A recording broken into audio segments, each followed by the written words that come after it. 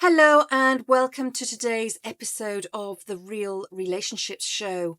I'm joined today by Su Winsbury, who is known as the Energy Queen, and we're going to find out more about that shortly. But first of all, welcome, Sue, to the Real Relationships Show. Thank you. It's great to be here. You're very welcome. So, Sue, I'm really interested, first of all, in obviously having a conversation about your relationship. And you told me that your ex-husband was your soulmate and you had lessons to learn from each other. Can you expand a little bit on that for me and tell me, how did you know he was your soulmate and what sort of lessons did you learn?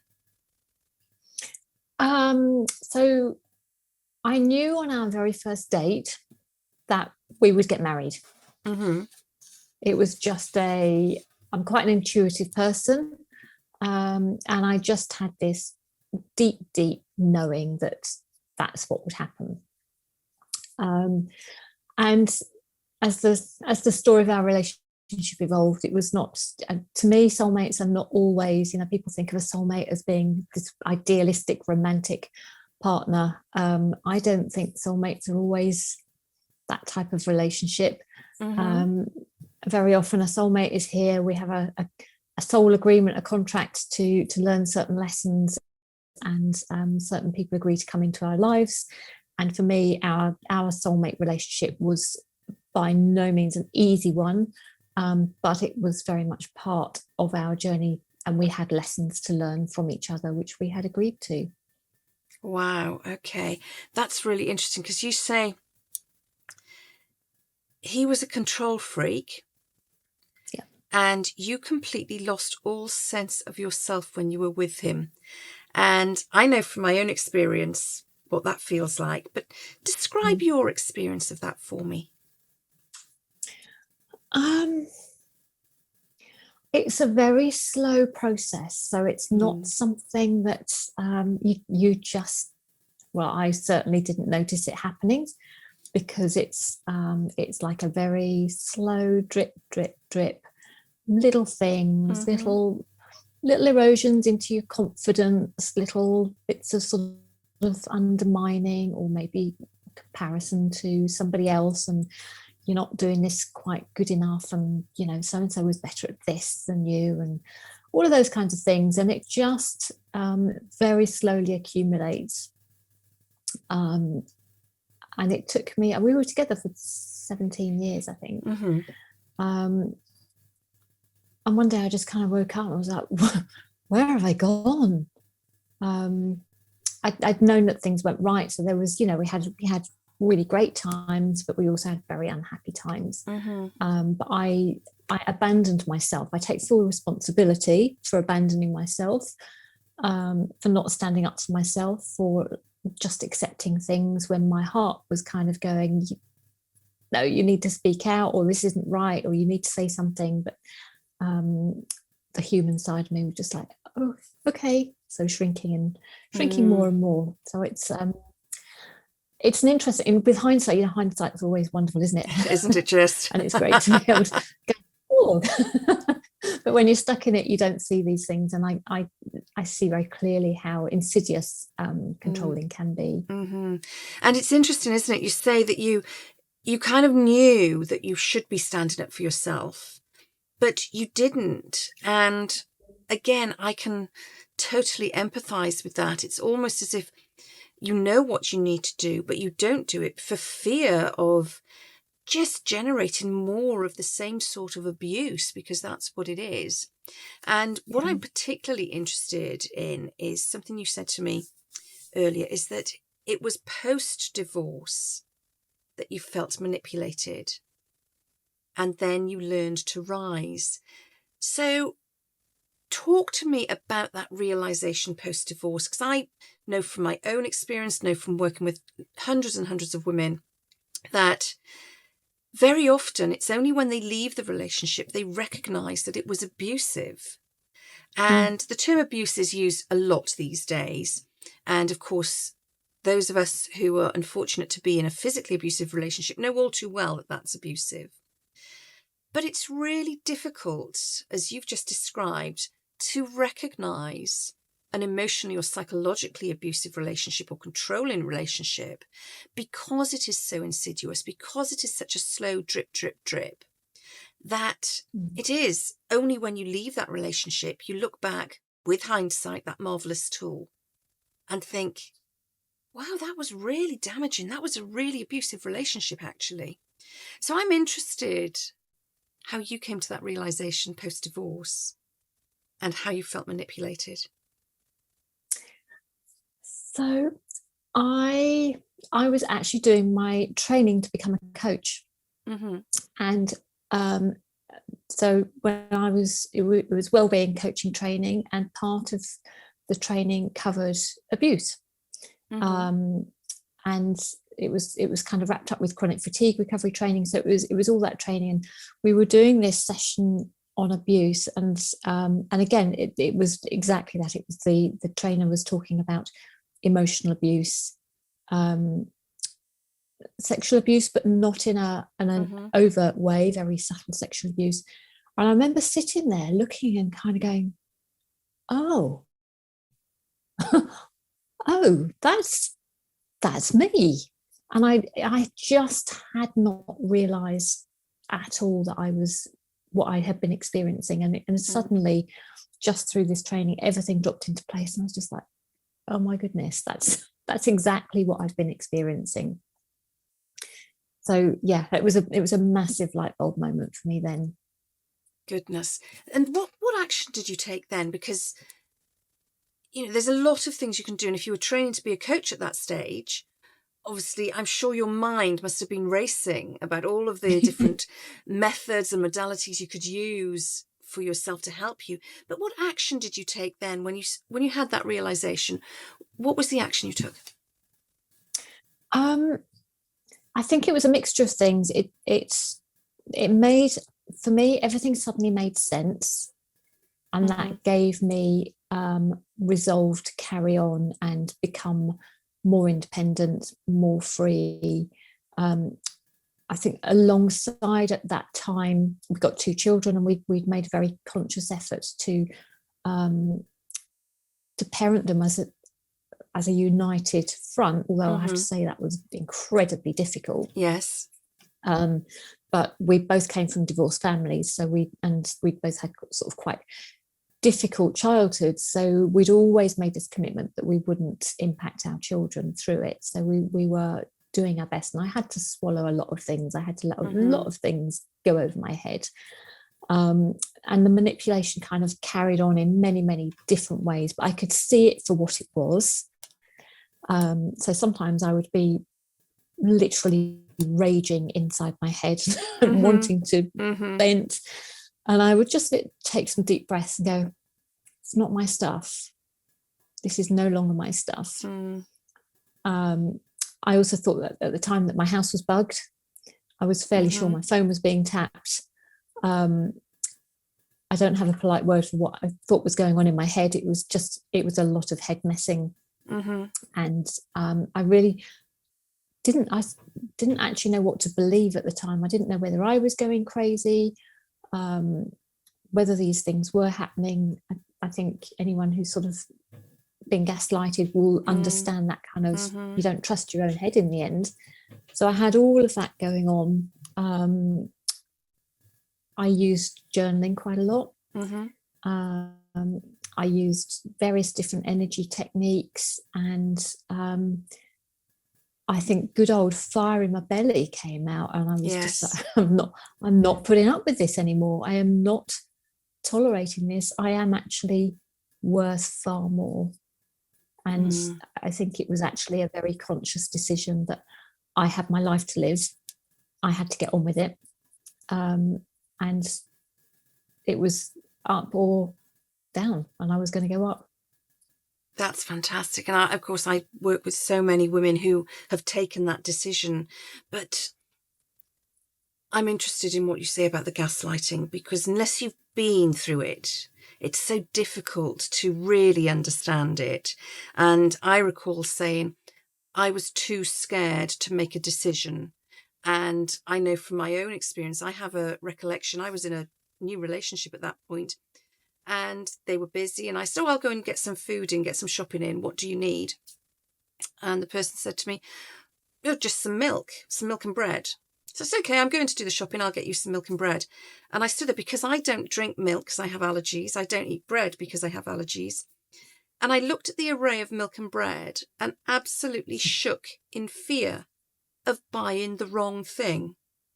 And I remember at that point recognizing just what I had been through with my ex-husband and phoning a girlfriend and saying, I don't know what bread or milk to buy. How do you buy bread or milk? There's so much. What should I get? And in fairness, she was great. She said, well, Deb, just get this, just get that.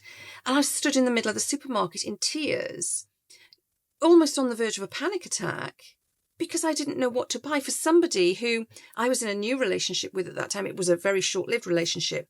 But just the impact of the gaslighting and that inability to make a decision, that total head mess, as you call it, where you become afraid of your own shadow. You worry if it's raining outside, well, should I wear a coat?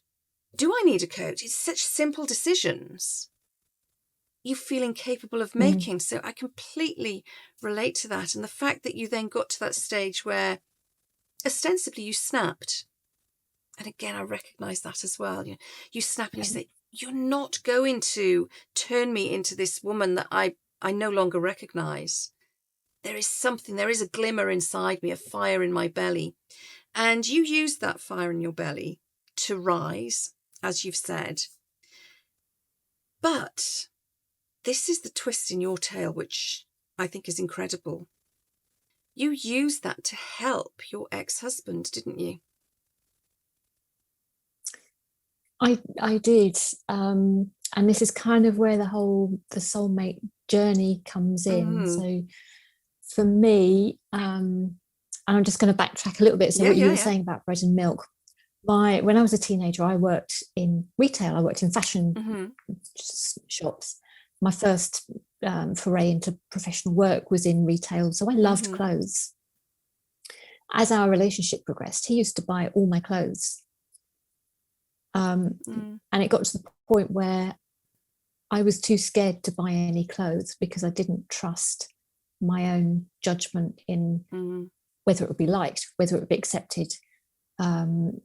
And he bought everything for me, and it was always done as a gift. And on many respects, he put me on a pedestal, and idolized me and worshipped me. And that it wasn't all doom and gloom. I was on this pedestal, but it's a long way to fall off a pedestal. But yes, and you land with a bump.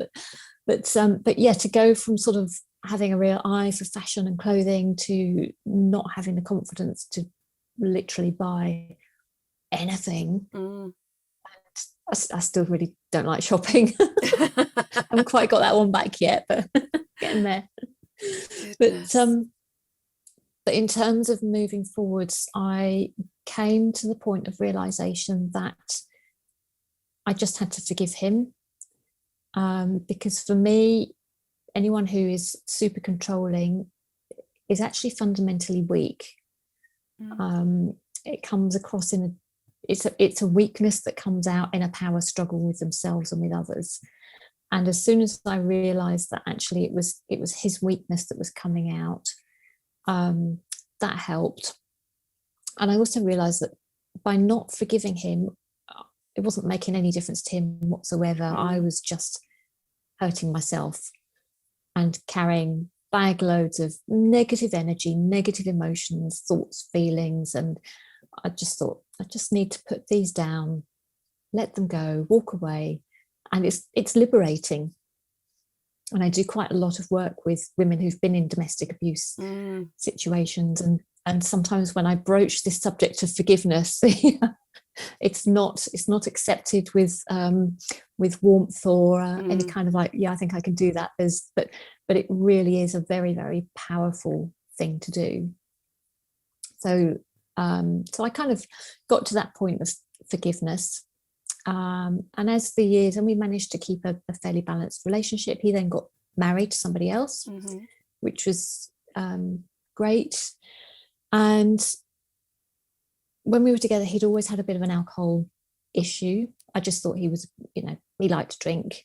But unfortunately, his drinking became more and more of an issue as time went on. And he was unable to beat it. So he went into rehab voluntarily, came out saying, I'm not like, very typical, I'm not like the others. I think I'll be able to have a drink at some point because I can control it now. And unfortunately, he couldn't. And it was absolutely heartbreaking to watch his decline. Heartbreaking for him, for me, for our children to see it. And he really hit rock bottom. And he ended up in hospital with liver cirrhosis, kidney failure, all the things that go with severe alcohol addictions. So I took boys down to see him because it was obviously really important. They'd obviously one was incredibly angry with him, and the other was a little bit more forgiving. But we paid a few visits. His wife and I got on really well, so we started supporting each other, which was again a lovely thing to do. And it was sort of towards the end, and she had to go and see her children, and I was with him. I just knew I had to be there. It was literally a soul thing. I had to be there with him, and so it was me and one of his friends. We were all sat around his bed, and he was very heavily sedated. And I just started stroking his head because he was getting a bit distressed. So I started to stroke his head, and it settled him. He really settled, and he just had this great big smile. And literally within 20 minutes, he was gone. Goodness. So it was kind of that, I guess it was almost like that physical reconnection, or a permission for him to go that set him free. And it was a major experience. But I felt that on a soul level, it was how it was meant to be. And then he visited me through a reading a few days later with a friend. Goodness. And just kind of sort of said, you do realise that we had agreements and you had lessons to learn, and I'm sorry I behaved like I did, but that was part of our contract. So it was just like, okay. And it was something that I knew deep down, but it was kind of, I got that other confirmation. Wow. And you said to me previously that you'd actually opened his crown chakra, and that's what you were doing while he was there. Yeah. And you said it was to enable him to leave this life in peace. And that must give you a huge amount of closure, but also a huge sense of having done the right thing for yourself, for your children, for him. And I think it shows just what an incredible woman you are. I don't know of many women, myself included, who would be that forgiving, perhaps, that accepting on the deathbed. However, said that, I had a conversation just earlier today with somebody who, talking about forgiveness, and like you, I've come across people who have an awful lot of sort of resistance to forgiveness.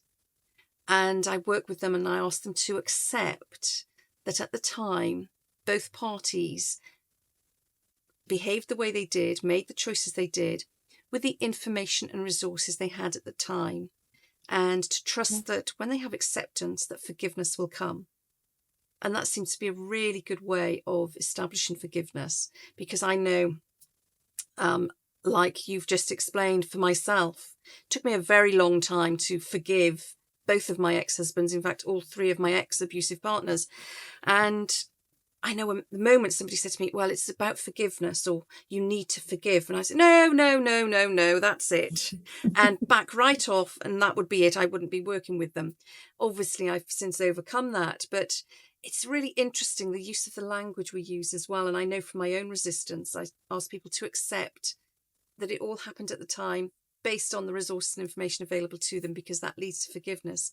And I love that. But I love that you used your energy work to help your ex-husband to have a really peaceful passing. And I'm sure you can now go forward and look your children in the eyes and say, I did all I could for your father. That must be a fantastic feeling. I think at the time that I opened up his crown chakra, I really wasn't conscious that that was what I was doing. I was just literally, it was an instinctive, soothing moment. I even made a joke and just said, God, the lengths you'll go to get a head massage out of me is just ridiculous, which he did laugh in that moment. Yes. But it was only when his breathing started shifting so quickly, and I just suddenly thought, oh, what have I done? Well, I can't stop now. So I knew what was happening, and if he wasn't ready, he wouldn't have gone. Exactly. So it was his time to go, and it just eased his passing. So yeah, but the forgiveness side, it did take me a long time. It takes a lot of work, doesn't it? It does take a lot of work. You can't suddenly just sit there and go, that's okay, I'll let you off everything. That's very true. In an instant.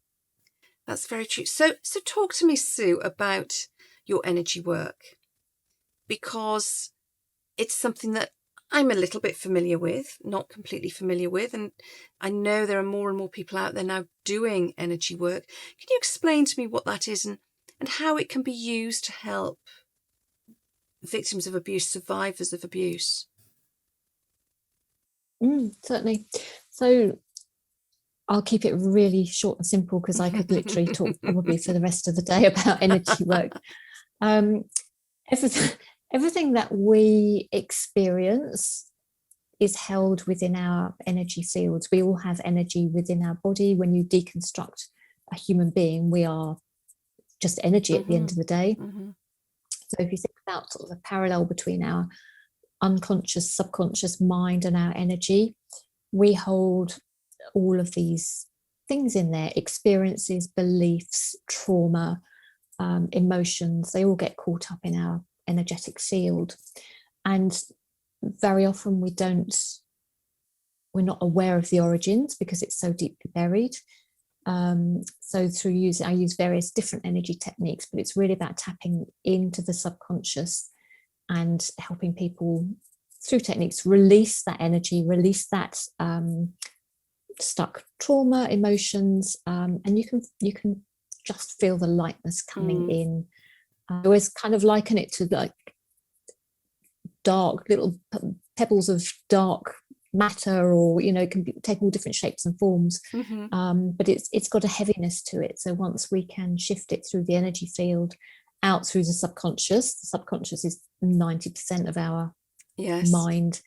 So we bury so much that once we can actually realize what these things are and then let them go, it's really quite liberating and freeing. And then the more we release, the lighter our energy becomes, and then actually the easier life becomes in itself.